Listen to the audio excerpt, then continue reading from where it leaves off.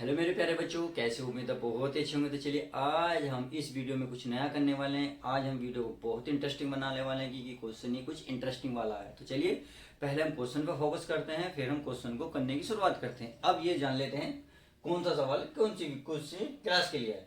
तो class 9th है, उसका चैप्टर नंबर 6 है। उस चैप्टर का नाम है रेखाएं तथा कोण अर्थात लाइन एंड एंगल्स।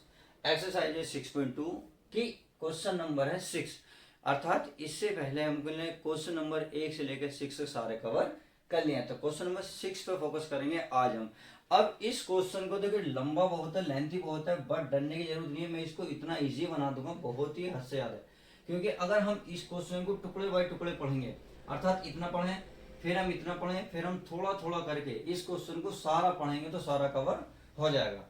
क्वेश्चन जैसे जैसे पढ़ते जाएंगे डायग्राम भी समझते जाएंगे, क्योंकि डायग्राम ही अगर समझ में आ गया तो आपको जो डायरेक्शन में कराने वाला हूं बहुत ही इजी हो जाएगी। तो चलिए क्वेश्चन की शुरुआत करते हैं। क्वेश्चन में शुरुआत करते हैं, देखते हैं क्वेश्चन क्या कह रहा है। क्वेश्चन हमारा ये रहा, क्वेश्चन नंबर 6 है। ये कह रहा आकृति में, अर्थात आपके सामने एक डायग्राम है, उस डायग्राम को देखते जाए। पी क्यू तथा आर एस दो दर्पण है। देखिए पी क्यू तथा आर एस दो दर्पण है, हमें साफ साफ नजर आ गए, जो एक दूसरे के समांतर रखे हुए हैं। जो एक दूसरे के दोनों क्या है, आपस में समांतर है। कौन सा? पी क्यू और आर एस। इन दो दर्पण की तो बात हो गई। अब क्वेश्चन आगे देखते हैं। ये कह रहा है एक आपतन आपतन किरण ए बी, ए और बी, ये है आपकी आपतन किरण तथा दर्पण पी क्यू से, दर्पण पी क्यू से बी पर टकराती है। देखिए ये कोई किरण है ए बी, जो दर्पण है पी क्यू के बिंदु बी पर जाकर टकराती है। क्वेश्चन में इतना बोला है क्योंकि ना एक आपतन किरण ए बी दर्पण पी क्यू से बी पर टकराती है। तो आई होप इतनी बात तो समझ में आ गई। अब आगे चलते हैं। और अगर आप परावर्तित किरण पथ, अब जब टकराएगी तो इससे परावर्तित होगी। भाई ये आपतित थी, ये परावर्तित।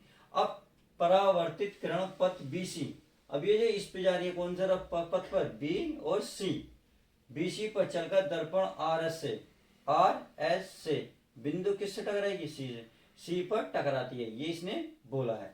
तथा आगे कह रहा है पुनः सीडी के अनुदिश, पुनः यानी कि ये दोबारा पुनः सीडी के अनुदिश परावर्तित हो जाती है। तो सिद्ध कीजिए कि ए बी समांतर है सी डी के। ये जो ए बी है सी डी, ये जो दिख रहा है ना ए बी और सी डी आपस में क्या है? समानांतर है। तो क्वेश्चन तो हमने समझ लिया। अब देखिए इस क्वेश्चन में कुछ हमें नया करना पड़ेगा, क्योंकि सीधा सीधा सवाल नहीं है। आपने साइंस में पढ़ रखा होगा, यदि कोई प्रकाश किरण इस तरीके से लेंस से टकराती है तो उसी माध्यम से वापस लौट जाती है, कोई किरण आती है तो। पर इसमें बीच में क्या होता है? एक अभिलंब होता है। क्या होता है? अभिलंब। तो अभिलंब अगर ये देखें तो ये जो इधर का कोण बनता है आपतित किरण के साथ तथा इधर परावर्तित किरण के साथ, तो आपस में क्या होते हैं? बराबर। तो हमें यह किरण तो दी है, अभिलंब नहीं दिया। तो चलिए हम एक अभिलंब खींच लेते हैं। यदि मैं एक अभिलंब खींचू इसके ऐसे, तो मान लेते हैं वो हमारा एन है, सॉरी एम है, और इस पे एक और खींच लेता हूं मैं अभिलंब, वो मान लेता हूं मैं एन है। तो हमने दो अभिलंब खींचे क्योंकि हमें अब क्वेश्चन को करने में आसानी हो जाएगी। तो चलिए अब समझते हैं क्वेश्चन को बड़े ध्यान से। अगर मैं देखिए इन कोणों को कुछ नाम दे दूं, भाई कोण एक, अरे कोण दो, अरे कोण कह दूं मैं 3, अरे कोण कह दूं मैं दोस्तों 4। तो हम देखेंगे आपतन और परावर्तित किरण ये कहती है कि आपस में जब अभिलंब के साथ कोण बनाते हैं तो कोण 1 और 2 आपस में बराबर होते हैं। इसी प्रकार 3 और 4 भी क्या होंगे? आपस में बराबर होंगे। अब ये करा ए बी और सी डी के समांतर होगी, ए बी सी डी के क्या होगी? समांतर। यदि हम इस त्रिभुज में ए बी सी, भाई अगर इसको और बी सी डी और इसको आपस में बराबर सिद्ध करने में कामयाब हो गए तो हम ये कह सकते हैं जो ए बी है वो सी डी के क्या है? समांतर। तो चलिए अब क्वेश्चन की हमने पढ़ लिया है ध्यान से। अब क्वेश्चन को स्टेप बाय स्टेप करेंगे ताकि क्वेश्चन समझ में आ जाए। अब सबसे पहले तो क्वेश्चन में आप ये लिखेंगे हल, और हल में भी क्या लिखेंगे? जो सबसे पहले इसमें दिया है। दिया क्या है मेरे दोस्तों? पहले अब इस बात को समझिए। देखिए इसने दिया है पी क्यू और आर एस दो दर्पण है जो एक दूसरे के क्या है? समांतर। अर्थात आप ये कह सकते हैं जो पी क्यू है समांतर है किसके? आर एस के। इतनी बात समझ में आ गई।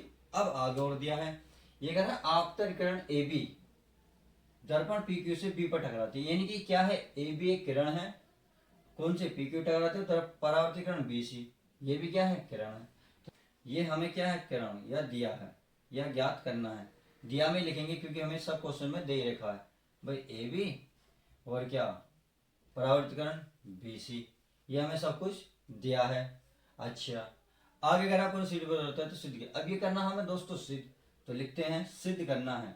क्या करना है, सिद्ध।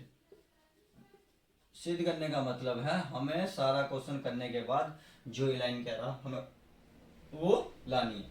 तो लिखते हैं ए बी समांतर है सी डी के, ए बी समांतर है सी डी के, ये हमें सिद्ध करना है। अब क्या करना है, अब देखिए हमने क्या काम करा, हमने दर्पण पी क्यू के बिंदु बी से एक लंब खींचा जो बी क्या है, बी एम है, एक क्या खींचा, लंब खींचा, तथा हमने दर्पण आर एस के बिंदु सी से एक लंब खींचा सो सी एन है।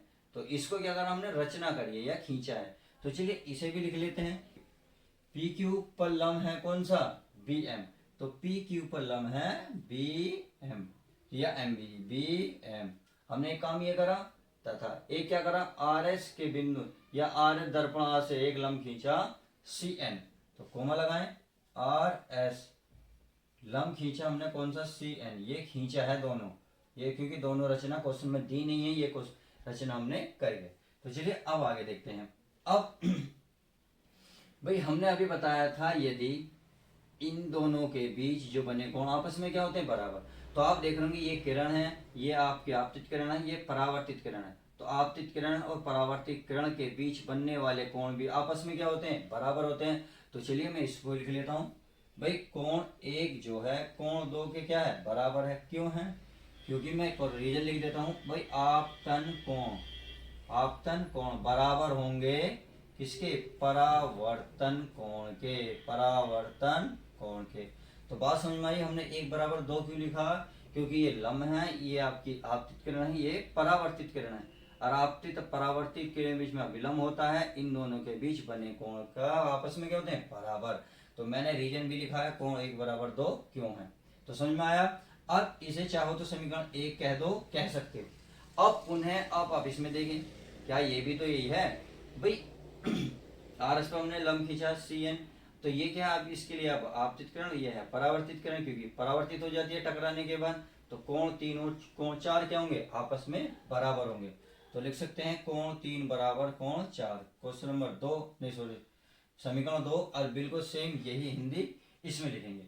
अब बी एम, जो बी एम है क्या है, सी एम के क्या है, समांतर है।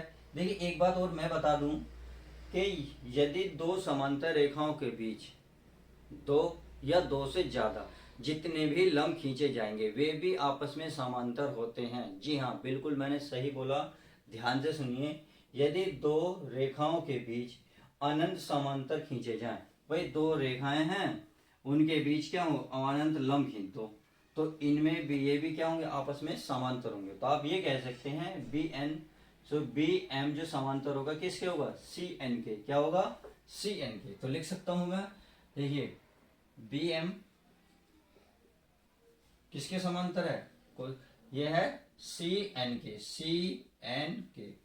तो ये समांतर होगा, जब ये समांतर होगा तो आप ये कह सकते हैं कि कोण एक, जो एक तिर्यक रेखा है, तो तिर्यक रेखा के एक और बने कोण अंतः कोण क्या होंगे, आपस में भी बराबर होंगे, क्योंकि ये क्या है, आपस में समांतर है। तो इस रेखा, किसी रेखा को टच कर रहा कोण एक और इस रेखा को टच कर रहा कोण दो, तो मैं लिख सकता हूं कोण एक बराबर कोण तीन। तो आप देखेंगे कोण एक और तीन आपस में बराबर हैं, तो एक बराबर समीकरण एक से देखें, एक बराबर कितना है, दो, तो एक के स्थान पर कितना लिख सकता हूं मैं दोस्तों, दो लिख सकता हूं, नहीं लिख सकता, बिल्कुल लिख सकता हूं भाई, कोण दो बराबर लिख सकता हूं। अब कोण तीन को देखें, कोण तीन ये कहता है कोण तीन बराबर चार भी तो है, तो कोण तीन के स्थान पर कोण मैं चार रख सकता हूं, इसे तीन कह दें, ऐसे आप चार कह दें। तो आपने देखा भाई बी एम समांतर सी एन के, तो इसके अकॉर्डिंग हमने एक तिर्यक रेखा देखी, तिर्यक रेखा है कि एकांतर कोण आपस में बराबर होते हैं, कोण एक किसके, तीन के बराबर होगा तथा कोण दो चार के बराबर होगा। तो हमने समीकरण एक और दो से भी निकाला है कि 1 बराबर 2 और 1 के स्थान पर 2 रख सकते हैं, 3 बराबर 4 तो 3 के स्थान पर हम 4 रख सकते हैं। अब आप क्या करेंगे, इन दोनों को ऐड कर दें, क्या करेंगे, ऐड करेंगे, अर्थात समीकरण 3 प्लस 4। इन जब आप इन्हें ऐड करेंगे तो ये निकलेगा कोण 1 प्लस कोण 2 बराबर, क्योंकि बराबर से पहले जितने भी होंगे एक साथ जोड़ेंगे, बराबर के बाद जितने भी होंगे उन्हें हम एक साथ जोड़ेंगे, कोण 4। तो इतनी बात समझ में आ गई, तो आई होप आप क्लियर हो गया होगा।